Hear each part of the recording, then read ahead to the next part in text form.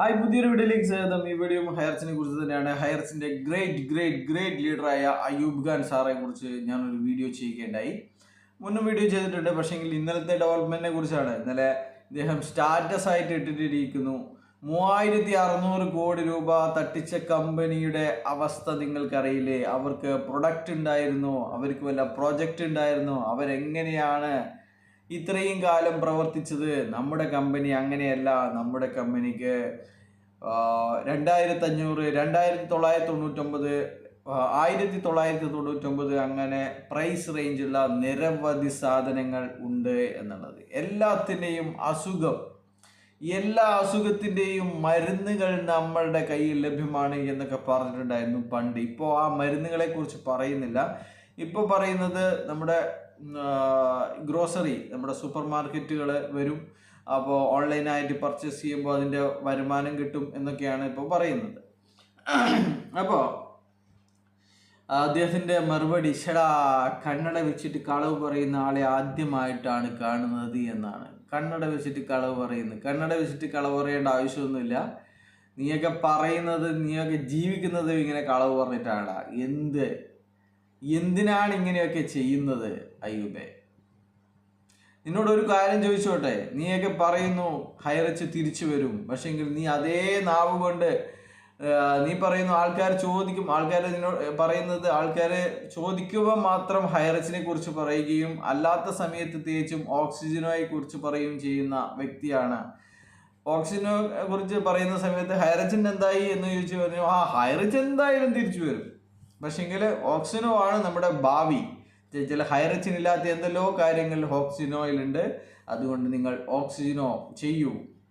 ഹൈറിച്ച് പക്ഷേ എന്തായാലും തിരിച്ചു വരുമെന്നാണ്. ഹൈറിച്ചിൻ്റെ എല്ലാ പ്ലാനുകളെ കുറിച്ചും വ്യക്തമായി അറിയുന്ന ഒരാളാണ് അയ്യൂബ് ഖാൻ. ഒരുപാട് തെറ്റുകൾ സംഭവിച്ചിട്ടുണ്ട് എന്ന് തുറന്ന് സമ്മതിച്ച ഒരാളാണ് അയ്യൂബ് ഖാൻ. പക്ഷേങ്കിൽ എന്തോ ഇപ്പോൾ നേരെ വിപരീതമായി എല്ലാ തെറ്റുകളെയും പൂശിക്കൊണ്ടിരിക്കുകയാണ് അയ്യൂബ് ഖാൻ. അയ്യൂബ് ഖാനോട്, ഈ 2 കമ്പനി ചെയ്യുന്ന അയ്യൂബ് ഖാനോട് ഒരു കാര്യം ചോദിച്ചോട്ടെ. നിന്റെ ഭാര്യയ്ക്ക് ഒരു അസുഖം വന്നു കഴിഞ്ഞാൽ നീ അടുത്ത ദിവസം തന്നെ നീ വേറൊരു കല്യാണം കഴിക്കുകയാണോ ചെയ്യുക, അല്ലെങ്കിൽ ഭാര്യയുടെ അസുഖം ഭേദമാകാൻ വേണ്ടിയിട്ടുള്ള കാര്യങ്ങൾ ചെയ്യുകയാണോ ചെയ്യുക? അപ്പം അതുപോലെയാണ് നിന്റെ ഇപ്പോഴത്തെ പ്രവൃത്തി. നീ പറയുന്നു ഭാവിയാണ് ഓക്സിജനോ, ഭാവിയുള്ള കമ്പനിയാണ്, ഹൈറിച്ചിൻ്റെ എല്ലാ കാര്യങ്ങളും പരിഹരിച്ചുകൊണ്ടുള്ള, എല്ലാ ന്യൂനതകളും പരിഹരിച്ചുകൊണ്ടുള്ള കമ്പനിയാണ് എന്ന് പറയുന്നു. നീ എന്തിനാണ് പിന്നെ സ്റ്റാറ്റസ് ഇട്ടിരിക്കുന്നത്? ആ സ്റ്റാറ്റസ് കാണാത്ത ആരാണുള്ളത്? 3600 കോടി രൂപ തട്ടിച്ച കമ്പനി പിന്നെ ഏതാണെന്ന് തുറന്നു പറയുമോ അയ്യൂബേ?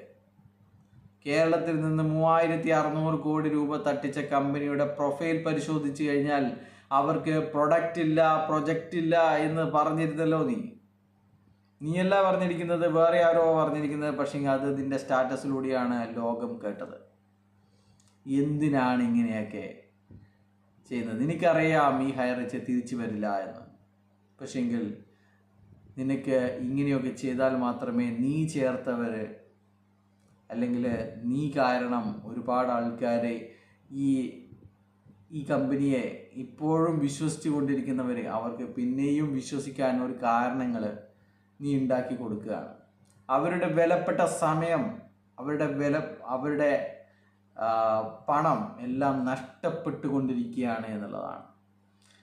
FIR ഇല്ലാതെ ഒരു കോടതിയും, കുറച്ച് പേർക്ക് FIR ഉണ്ടെങ്കിൽ മറ്റുള്ള ആൾക്കാർക്ക് FIR ഇല്ലെങ്കിൽ കോടതി തള്ളിക്കളയും നിങ്ങളുടെ ക്ലെയിം. ഈ കമ്പനിക്ക് യാതൊരുവിധ രജിസ്റ്ററും ഇല്ല.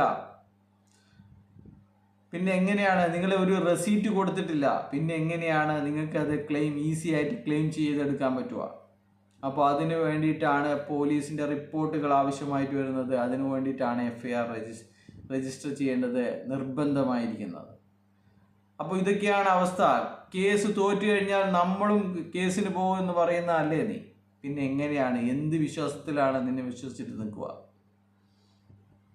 അപ്പോൾ ഉള്ളിൽ ഇവനും വിചാരിക്കുന്നത് കേസ് എത്രയും പെട്ടെന്ന് തീരട്ടെ, എന്നിട്ട് നമുക്ക് ക്ലെയിം പെറ്റീഷൻ ചെയ്യാമെന്നുള്ള രീതിയിലാണ്. അല്ലാതെ കമ്പനി തിരിച്ചു വരില്ല എന്ന് ഇവനെ നന്നായിട്ട് അറിയാം. അത് തുറന്ന് പറയൂ അയ്യൂബേ, തുറന്ന് പറയൂ.